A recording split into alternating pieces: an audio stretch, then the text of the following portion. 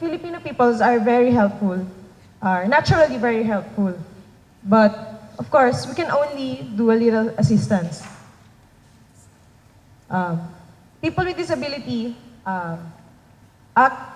tries to act what normal people can do. So, as we can see, two people at the top is dancing, even if they cannot walk.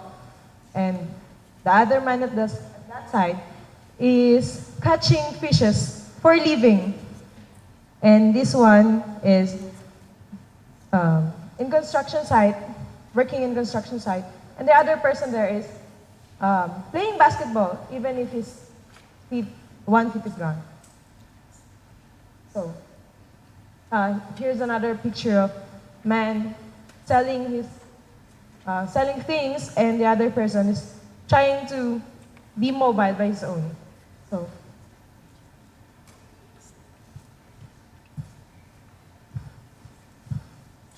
considering this point, I will introduce my experience for you. I visited the Philippines last February. I was surprised when I used an automated ticket gate in the Philippines. Two Filipinos helped me. I can use it alone, but one student pushed behind me, and the other student received and got the ticket instead of me. My Filipino friend said, "We don't think that people who have disabilities can't do anything, but it is natural to help." I thought it is natural to try to live by myself in Japan, so this experiment impressed me.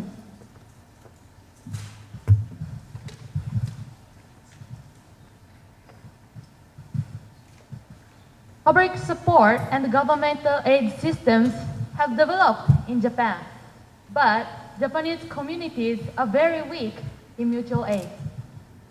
In the Philippines, public support and governmental aid system is not as good as in Japan, but the communities in the Philippines are very strong and active in mutual aid. Then a question arises in our mind. Haven't the Japanese lost very important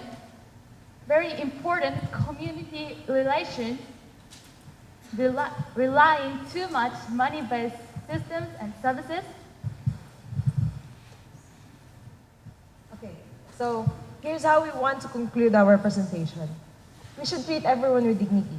I mean, shouldn't we treat everyone fair, even if they are poor, they are rich, even if they have impairments, or normal people like us? This theme is not only for people with disabilities and their families, but for every young people who live in Japan and in the Philippines. Let's think about this problem as a member of our society. That's all. Thank you for your kind attention.